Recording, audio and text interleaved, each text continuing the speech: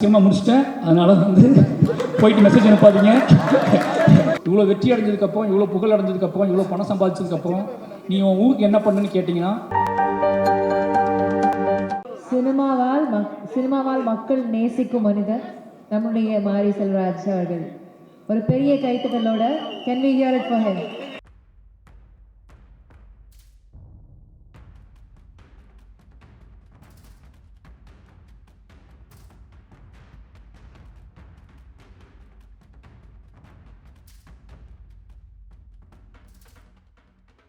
எல்லாருக்கும் நன்றி. நேரம் ஆயிடுச்சுன்னு எனக்கு தெரியும். ஏற்கனவே என் மேலே கம்ப்ளைண்ட் இருக்குது. என்ன ஈவெண்ட் நடத்தினாலும் 12 மணிக்கு மேலே ஆக்கிடுவான்னு சொல்லி. அதுக்கு காரணம் ஒரு விஷயம் பண்ணுறோம் அப்படின்னா அதை நல்லா சிறப்பாக எல்லாத்துக்கும் பிடிச்ச மாதிரி பண்ணணும் அப்படிங்கிறது தான் அதோட நோக்கம். இந்த நிகழ்வும் அந்த மாதிரி உங்களுக்கு தான் பிடிச்சிக்கணும்னு நினைக்கிறேன். ஏன்னா எல்லாருமே எமோஷ்னலாக உண்மையாக பேசக்கூடிய ஆட்கள். அதுக்கு சப்போர்ட் பண்ண ப்ரெஸ்ஸுக்கு நன்றி. முதல்ல நிவாஸ் பிரசன்னாவுக்கு நாங்கள் மொமெண்டோ கொடுக்கல. ரஞ்சித் அண்ணா மேலே நிவாஸ் பிரசன்னா மேடைக்கு பார்க்குறோம். சூப்பர், நல்ல ஒர்க், எல்லாரும் பேசிட்டாங்க. நான் ஒரு நாள் நினச்சிருந்தேன் நம்ம பேசக்கூடாது, எல்லாம் மற்றவங்கள பேச வைக்கணும் அப்படின்னு சொல்லி எல்லோரும் பேசிட்டாங்க. நிவாஸுக்கு ரொம்ப நன்றி. உன்னோட டே.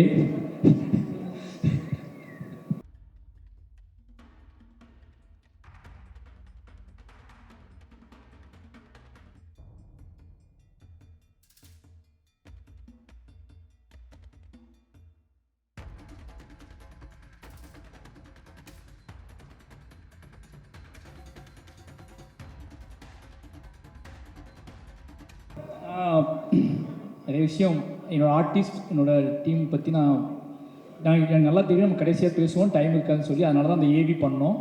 அந்த ஏவியில் நான் கிட்டத்தட்ட எல்லாத்தையும் பற்றி பேசிட்டேன். இப்போ அடுத்தடுத்த இன்டர்வியூவில் நம்ம அவங்களை பற்றி பேச போகிறோம். அதனால் என்னுடைய எல்லா ஆர்டிஸ்ட்டுக்கும் ரொம்ப நன்றி. முக்கியமாக நான் படத்தை பற்றியும் இந்த படத்துக்குள்ளான விஷயங்களை பற்றி நான் உங்களுக்கு பேசிடலாம் நினைக்கிறேன். ஏன்னா இவ்வளோ நேரம் இவங்க பேசாத விஷயத்தை நான் பேசினா தான் உங்களுக்கு பிடிக்குன்னு தெரியும் எனக்கு. ஃபஸ்ட்டு இந்த மேடையில் நான் உங்களுக்கு அறிமுகப்படுத்த ஆசைப்படுறேன். இந்த படத்தின் மூல காரணம், இந்த படம் உருவாவதற்கு, இந்த படம் இவ்வளோ பெரிய விஷயமாக நான் இந்த படம் பண்ணணும்னு ஆசைப்படுறதுக்கு எல்லாத்துக்குமே காரணம் மணத்தை கணேசன் அப்படிங்கிற என்னோடய அண்ணன் தான். சின்ன வயசில் என்னோடய ஹீரோ நான் கபடி வெறி பிடிச்சி அலையும் போது அவர் பேர் கேட்டு ஓடியிருக்கேன். அவர் போஸ்டர் பேரில் ஒட்டியிருக்கேன், செவுத்தில் அவர் பேரை எழுதியிருக்கேன். பின்னாடி ஒரு காலத்தில் நான் வளர்ந்து படம் எடுத்து அவர் வாழ்க்கையை நான் அவர் இன்ஸ்பயராக வச்சு படம் எடுப்பேன்னு நினச்சி பார்க்கவே இல்லை. அவர்கிட்ட போய் சந்திக்கும் போது அண்ணா மேடைக்கு வரும் கணேசண்ணா.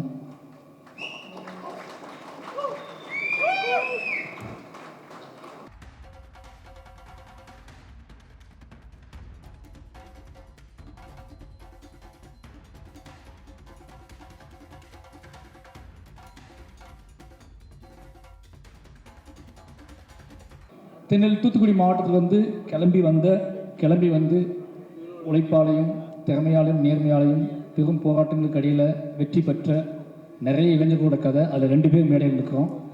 இதுதான் பைசனோட கதை. இந்த நேரத்தில் ஏன்னா தெரியல எனக்கு என்ன சொல்கிறதுன்னா ரொம்ப எமோஷ்னலான நேரம். நான் அங்கேருந்து கிளம்பி இவ்வளோ நாள் என்னோட கதையை சொல்லிக்கிட்டு இருந்தேன், எல்லாம் கேட்டுக்கிட்டு இருந்தீங்க. இப்போ பைசனில் நிறைய இளைஞர்களோட கதையை சொல்லியிருக்கேன். அதில் முதல் மெயின் மூல காரணம் அண்ணன் கணேசண்ணன். அது மட்டும் இல்லாமல் கணேசனை இந்த படத்தில் நான் அவர்கிட்ட கேட்டேன், இதை உங்களோட கதையை மூலமாக வச்சுக்கிட்டு நான் நம்ம ஊருக்கு, நம்ம இளைஞர்களுக்கு ஒரு கதை சொல்லணும்னு ஆசைப்பட்றேன். அது என்னோடய ஸ்டைலில், என்னோடய அரசியல் பார்வையில், என்னோடய புரிதலில் இந்த கதையை நான் சொல்லணும்னு ஆசைப்பட்றேன். இதுக்கு உங்களோட ஒத்துழைப்பு எனக்கு வேணும்னு கேட்டேன். நீ பண்ணால் அதை கரெக்டாக தான் சொல்லுவேன், என்ன தேவைன்னு தான் சொல்லுவேன், அதனால் நீ எடுத்துக்கோன்னு சொன்னார். என்னை நம்பி அவரோட கபடியையும் அவரோட உழைப்பையும் அவர் வெற்றியும் எனக்கு கொடுத்தாரு. முழுக்க இந்த படத்தில் அவரோட கபடியும் வெற்றியும் உழைப்பையும் எடுத்துக்கிட்டு, அது மட்டும் இல்லாமல் என் கூடவே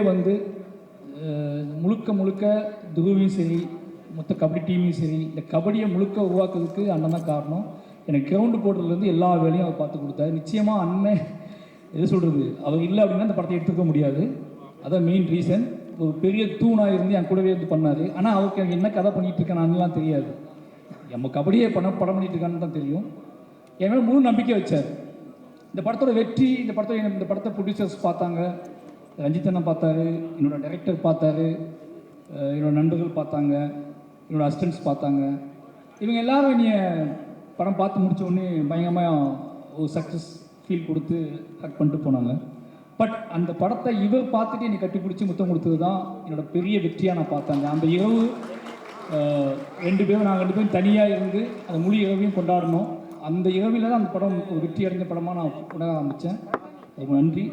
இந்த நேரத்தில் அண்ணனுக்கு இந்த அண்ணனுக்கு கௌரவிக்கும் விதமாக ரஞ்சித் அண்ணன், Ameer sir, Lal sir, Subir sir மேடை கூப்பிடுறேன். Dhruv stage, Sameer sir is come on stage.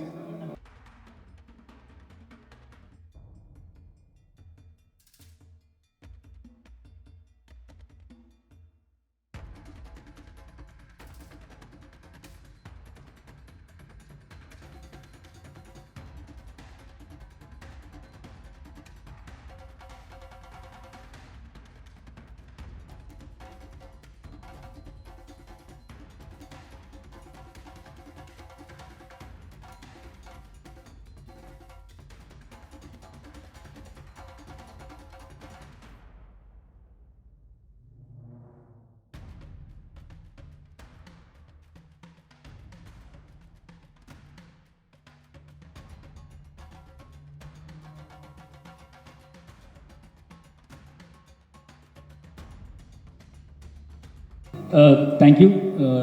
இதாகிடுச்சு. Bison ரொம்ப எமோஷனலான படம். முதல்ல நான் சொல்லிட்டேன், மறுபடியும் சொல்லிட்டேன், எல்லாத்துக்குமே நன்றி.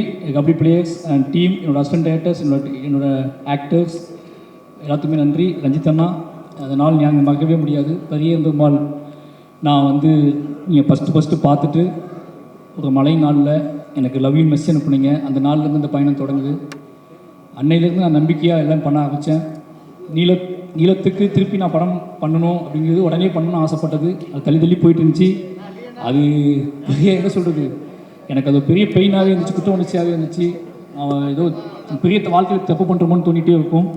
ஏதோ வழியில் பைசன் பண்ணிட்டேன்.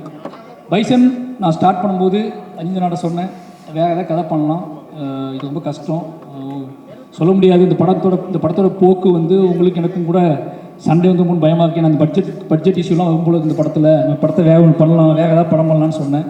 அப்போ அண்ணா சொன்னார், டேய் இந்த படம் இப்போ பண்ணலாம், எப்படா பண்ண போகிறேன், இந்த படத்தை நீ பண்ணு பார்த்துக்கலாம், இந்த படம் பண்ணியே ஆகணும். இன்றைக்கி நம்ம 2 பேரும் சேர்ந்துருக்கோம், நம்ம மறுபடியும் சேர்றோம் அப்படின்னா நீ சமூகத்துக்கு நம்ம என்ன கொடுக்கணும் அப்படின்னா இந்த மாதிரியான காத்திரமான ஒரு படம் தான் கொடுக்கணும். இந்த படம் ஸ்டார்ட் பண்ண அப்படின்னாரு. அதுக்கப்புறம் முழுக்க சுதந்திரம் தான். எப்போவுமே எனக்கு ரஞ்சித் எவ்வளோ தெரியல, பெரிய ரஞ்சித்தனன்ட்டு ஆரம்பிச்சதுனால எனக்கு எல்லா ப்ரொடியூசருமே ஒரு பெரிய சுதந்திரம் கொடுப்பாங்க.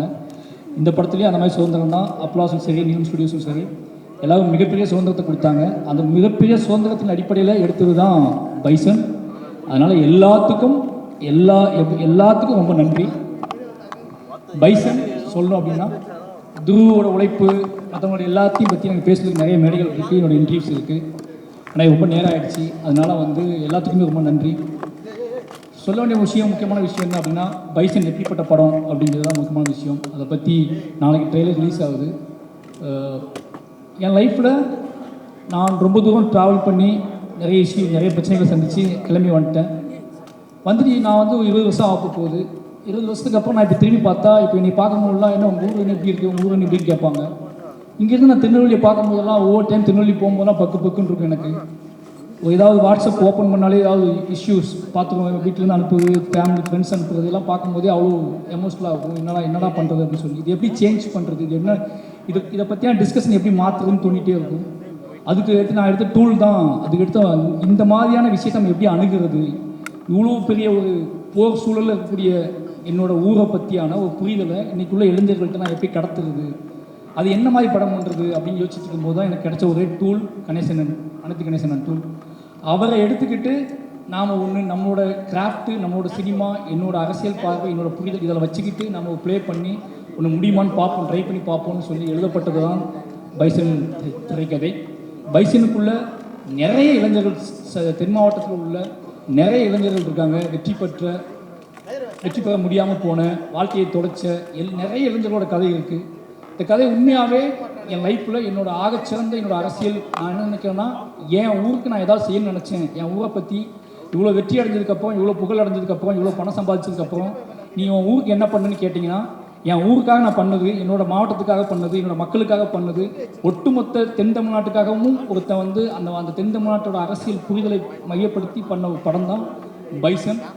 முழுக்க இந்த படம் அதுக்கான படம். என்னோடய ட்ரிபியூட் தான் இது, என்னோடய எமோஷ்னல் தான், என்னோட அதிகபட்ச என்ன சொல்கிறது, இந்த உச்சபட்ச எமோஷ்னல் இது. எப்படியாவது இந்த படம் இது எவ்வளோ பெரிய ஹிட் ஆகுது அப்படிங்கிறத தாண்டி இது என்ன மாதிரியான தாக்கத்தை ஏற்படுத்துது, இது என்ன மாதிரியான எமோஷனலை ஏற்படுத்துது, இது என்ன மாதிரியான கனெக்டிவிட்டியை ஏற்படுத்துது, இது என்ன மாதிரியான ஒரு முடிவுக்கு வருது இந்த படம் அப்படிங்கிறத வந்து அதை பார்க்கறதுக்காக நான் வெயிட்டிங். அதுக்கு மட்டுமே நான் வெயிட் பண்ணுறேன். 17 அப்படிங்கிறது வந்து எனக்கு வந்து வெளியே வர ஆடியன்ஸ் படம் நல்லா இருக்குன்னு சொல்கிறத விட படம் ஹிட்டு, படம் சூப்பர் ஹிட்டு, படம் ஃபாஸ்டாக இதெல்லாம் தாண்டி எனக்கு இந்த படத்துக்குள் பேசப்பட்டிருக்கக்கூடிய விஷயத்தை என்னவா தமிழ் சமூகம் எடுத்துக்குது அப்படிங்கிறத தெரிஞ்சுக்கிறதுக்காக ரொம்ப ஆர்வமாக இருக்கேன். அதுக்கு காரணம் நாங்கள் அதாவது என்னது, அதுக்கு முக்கிய காரணம் முக்கிய வாழ்க்கை சூழல் தான். இது வந்து ஏதாவது பண்ணியாகணும் அப்படிங்கிறா பண்ண படம் பைசன். நிச்சயமாக அந்த வேலையை செய்யணும் உறுதியாக நம்புகிறோம். அதுக்கான காரணம் இந்த பைசனில் வேலை பார்த்த அத்தனை பேருமே இதை புரிஞ்சுக்கிட்டு வேலை பார்த்துருக்காங்க, இந்த எமோஷனில் புரிஞ்சுக்கிட்டு வேலை பார்த்துருக்காங்க. அவங்க அத்தனை பேர்த்தையும் அதை கடத்தினேன். அமித் சாராக இருக்கட்டும், பசுபதி சாராக இருக்கட்டும், லால் சாராக இருக்கட்டும், எல்லாருக்கிட்டையும் நான் பேசுனது கதையை பற்றி கிடையாது, என் ஊரை பற்றி, என் நிலத்தை பற்றி, இங்கே இருக்கிற சிக்கலை பற்றி, இங்கே இது எப்படி. ஏன்னா நாங்கள் இருக்கும்போதே நிறைய சமூகம் நடக்கும்.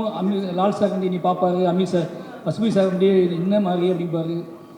அந்த எமோஷனல் இருக்குல்ல, கேட்கும்போது பதில் சொல்ல முடியாத பார்வையோடு நான் நிற்பேன். அவங்க ஏதாவது எமோஷனலாக கேட்பாங்க, அதுக்கு எனக்கு பதிலே இருக்காது, எங்கேருந்து ஆரம்பிக்கிறதுன்னு தெரியாது. இந்த பிரச்சனைக்கு ஒரு பிரச்சனையை பற்றி அவங்க என்கிட்ட கேட்கும்போது அது எந்த பாயிண்ட்லேருந்து ஆரம்பிக்கணும்னு எனக்கு தெரியாது. அப்போல்லாம் நான் யோசிச்சுக்கிட்டே இருப்பேன். இதுக்கெல்லாம் ஒரு பாயிண்ட்டு தான் பைசன் திரைப்படம். இந்த படம் வந்து அதை செய்யும்னு உறுதியாக நம்புகிறேன். என்னோட உச்சபட்ச ஒரு கர்வமாகவும் ப்ரைடாகவும் நினைக்கிறது வந்து இந்த பைசன் திரைப்படத்தை தான். அதுக்கான ரீசன் அப்படிங்கிறது, நான் வெட்ட வெளியாக முதல்ல தைரியமாக ஒரு விஷயத்தை ஹேண்டில் பண்ணியிருக்கேன். மற்ற எல்லா படங்களுமே, என்னோடய எல்லா படங்களும் எப்படி இருக்குன்னா, நான் ஓன் பண்ணிக்கிட்ட என்னோடய விஷயத்தை நான் உங்களுக்கு ப்ரெசென்ட் பண்ணுவேன்.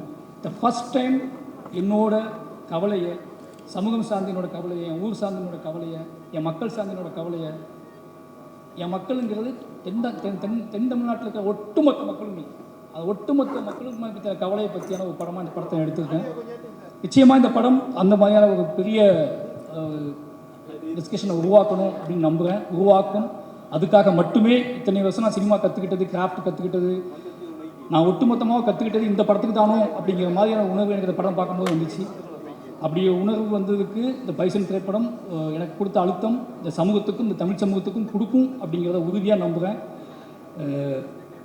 அவ்வளோதான் பைசன் பற்றி. நாளைக்கு ட்ரெய்லர் வருது. நிச்சயமாக இந்த பைசன் ஒரு தமிழ் சமூகத்தில் ஒரு அறிவை உண்டாக்கும். அதுக்கு ஒத்துழைத்த அத்தனை நண்பர்களுக்கும் மறுபடியும் நன்றி சொல்லிக்கிறேன். நீ இல்லைனா என்னோடய அசிஸ்டன்ட் டைரக்டர் சொல்லணும், கடைசி அவங்க சொல்லிடுறேன். நான் மற்ற எல்லாத்துக்குமே நான் நன்றி சொல்லிட்டுன்னு நினைக்கிறேன். என்னோடய அசிஸ்டன்ஸ் பொதுவாகவே என்ன சொல்கிறது, அஞ்சு சொல்லுவாங்க, என்னடா அங்கேயே போய் எடுத்துகிட்டு இருக்க அப்படின்னு. அங்கேயே போய் தான் எடுக்கிறேன் அப்படின்னாலும் அவங்க ஏன்னா அதே சிலுங்கி தான், அதே சட்டை தான், மாற்றிக்கிட்டே தான் இருக்கும். ஆனால் அதுலேயும் நிறைய ஓடிட்டே இருப்பானுங்க. எல்லோரும் நிறைய வேலை செஞ்சாங்க இந்த படத்தை. ஏன்னா இந்த படத்தை பற்றியான புரிதல் அவங்களுக்குமே இருந்துச்சு, இந்த படம் ஏன் எடுக்கிறான்னு சொல்லி. ரொம்ப நன்றி. இந்த படத்துக்கு வெளியே இருந்து நிறைய வேலை பார்த்துருக்காங்க, அவங்களுக்கும் நன்றி. நிறைய கபடி வீரர்கள் ரொம்ப சப்போர்ட் பண்ணாங்க.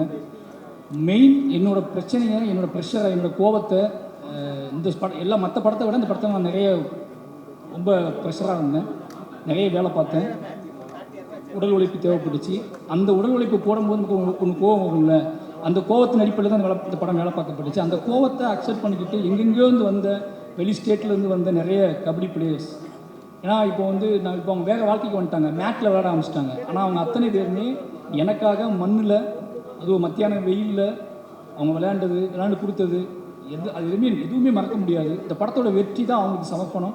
நிச்சயமாக இந்த படம் ஒரு எல்லாருக்குமான ஒரு படமாக இருக்கும், ஒட்டுமொத்த தமிழ் சமூகத்துக்குமான படமாக இருக்கும்.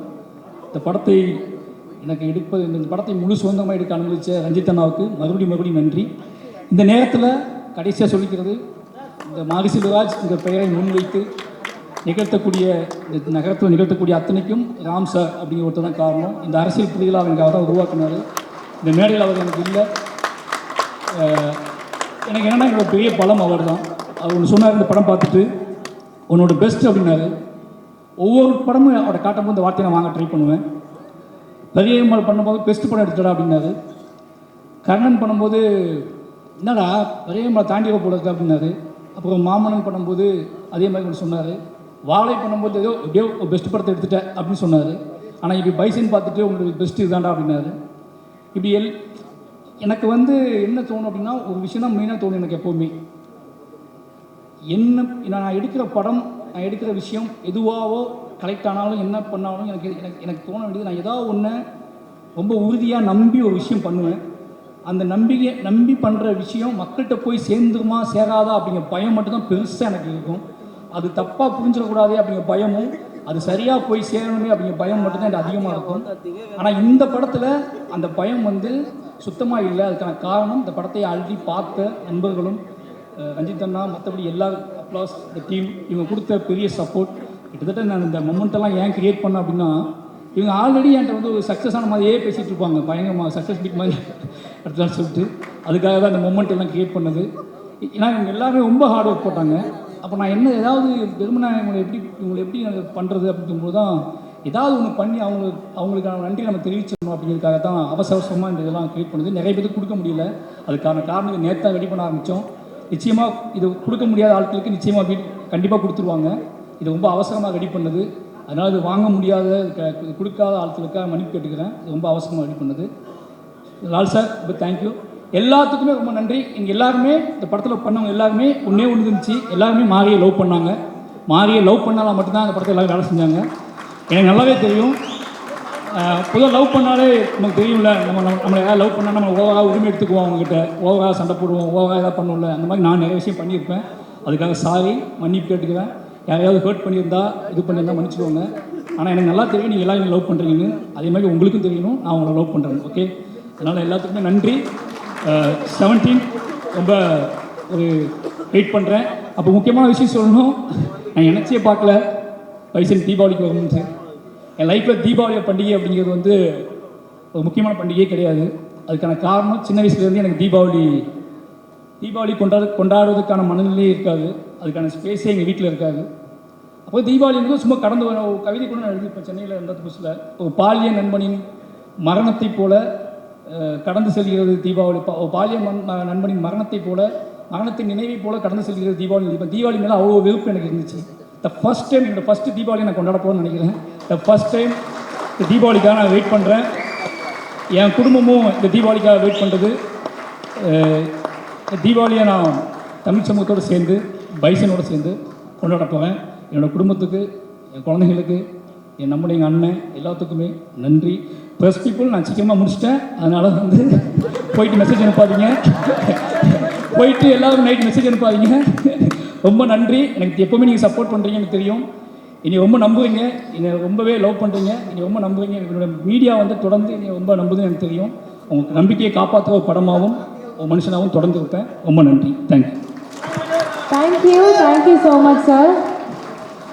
உங்களை கௌரவிக்க சார் ஏஞ்சலினா ரொம்ப தேங்க்யூ. நீங்கள் இது ஏதோ என்ன சொல்கிறது, இது ரெண்டாவது வாழைக்கு எப்பவும் பண்ணுறீங்க.